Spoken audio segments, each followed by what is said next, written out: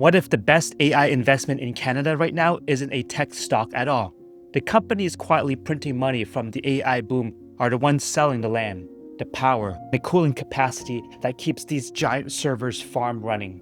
Canada's cold climate cuts cooling costs directly, and provincial rules in Alberta and Ontario are making it faster and cheaper to build new data centers than almost anywhere else in the world where you also have reliable power.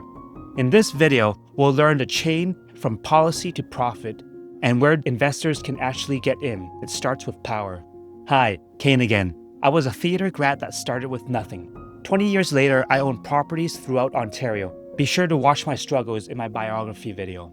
Moreover, read the references in the description below to see where this information was pulled from. If there are any discrepancies, let me know. If you are considering of investing, this video is for educational purposes only. Speak to a professional before making decisions or investments, as one can lose everything. Without further ado, let's get started. Cooling is where the money quietly disappears in this industry, and it's where Canada's geography starts to matter in a very direct way. The biggest operating cost for a data center after the servers themselves isn't the computing power. It's keeping those servers from frying. They run around the clock, and if you don't pull that heat out fast enough, they fail. So, you're not paying to run the computers, you're paying to keep them from destroying themselves. This industry tracks cooling efficiency with the number called PUE, which stands for Power Usage Effectiveness. The PUE of 1.0 would mean every watt of electricity goes straight to computing with zero waste on cooling. And that's physically impossible. The closer you get to 1.0, the less money you're burning just to manage that heat. In a place like Arizona or Texas, you're fighting the outside air, not using it. And industrial chillers running constantly to keep server temperatures in a safe range can push your PUE up to 1.5 or higher. At 1.5, a massive chunk of your power bill isn't computing anything. It's just air conditioning for machines. Canada sits roughly 45 and 60 degrees north latitude, and for a big portion of the year, you can put outside air directly into the building and use it to cool the servers for almost nothing. No chillers, no refrigerant, just cold air doing the job, which drops the PUE toward 1.2 or even lower in some Canadian facilities. A single large data center drawing 100 megawatts saves millions of dollars per year in electricity costs when its PUE drops by 0.3. And those savings go to whoever owns and operates the building, not to the chip maker or to the cloud software company. The landlords and the power supplier collect the benefit of the cold air, and that's the part most investors aren't thinking about when they buy a semiconductor ETF. Ontario expects about 15 new facilities to connect to the provincial grid soon, accounting for roughly 13% of all new electricity demand in the province. That's not a trend, that's a structural shift in how the grid gets used. Canada's largest pension fund, the group sometimes called the Maple 8, have already put billions of dollars into data center firms listed on the US exchanges. The big institutional money has already decided where it wants to be. The federal government is also putting up $2 billion for a sovereign AI compute strategy specifically to build this infrastructure at home. Companies picking sites for new AI data centers aren't doing it because the operating cost math is better here than almost anywhere else. You also get a reliable grid and fast fiber connections. But the cold climate alone doesn't explain why construction is accelerating right now. That part comes down to policy, and two provinces in particular just changed the rules in ways that matter a lot to developers. Alberta moved first, and the mechanism it chose gets right to the heart of why developers are stuck. Picture a developer who wants to build a data center in Alberta. They've got the land, they've got the money, and they've got a tech company ready to sign the lease. The thing stopping them isn't any of that. It's the grid connection, because getting a utility approval in Alberta could take 2 or 3 years and couldn't break ground until that process is finished. So the project sits there, burning holding costs while paperwork moves through a queue.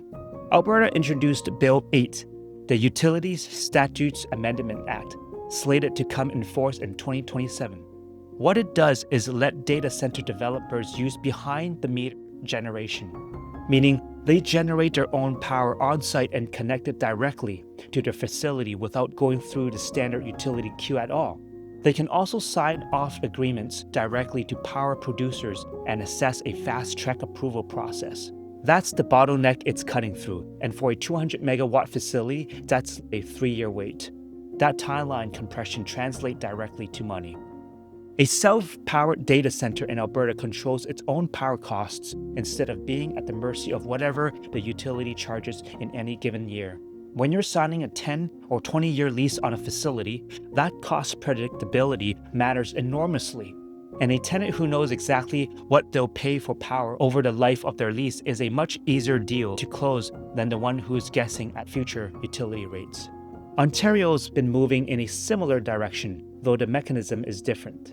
The province passed Bill 40, which received assessment in late 2025 and gives the minister power to set specific requirements for data centers before they connect to the grid. That creates some regulatory tension for developers because it's not a pure fast track, it's a conditional one.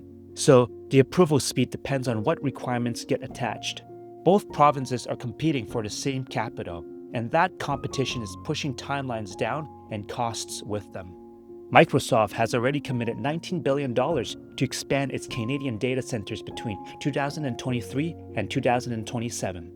So, the private capital is moving in a scale that makes the policy change look less like incentives and more like catching up to demand that's already there.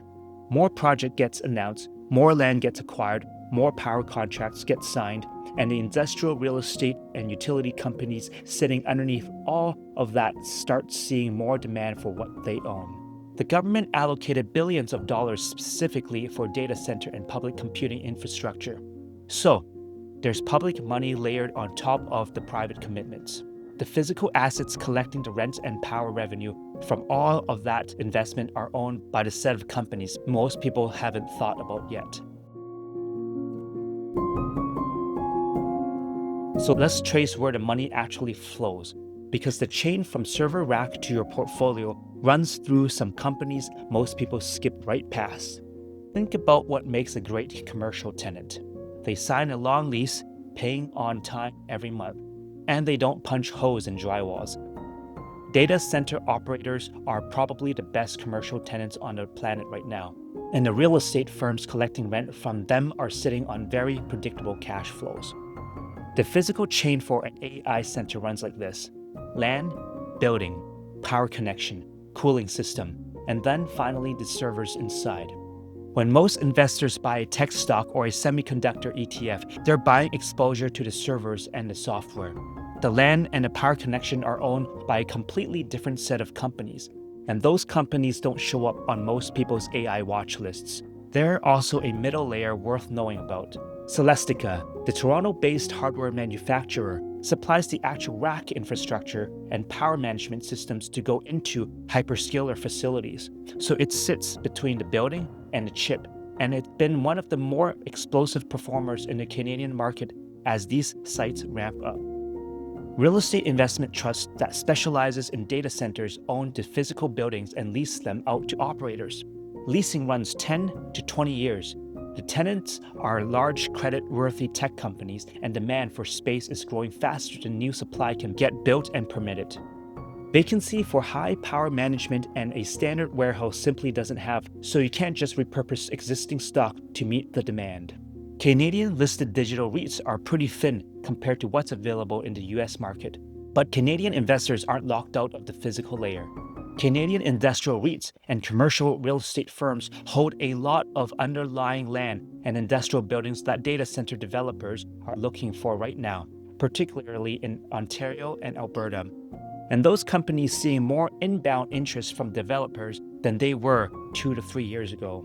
On the utility side, every data center needs a power contract, and that power contract goes to a Canadian utility with regulated returns on long-term pricing. A 200 megawatt facility signing a 15-year power agreement just locked in a revenue stream that will show up in their earnings for a decade and a half. If you're ready to think like a real estate investor, data center land will feel familiar in some ways. Location drives price. Proximity to fiber and power infrastructure matters more than almost anything else. And zoning constraints limit supply to keep values up. What's different is the power density. A standard warehouse might need around 50 watts per square feet. A hyperscale AI data center needs 10 to 20 times that amount. So the electrical infrastructure baked into the land and building isn't just a feature. It's a big chunk of what the asset is actually worth. The land, the power contracts, the industrial buildings, none of it goes obsolete when a new chip generation ships. But before you buy anything, make sure you understand the layer of the stack you're actually investing in, because owning a Canadian industrial REIT with a data center exposure is a completely different bet on owning a semiconductor ETF. Both can be right at the same time for different reasons.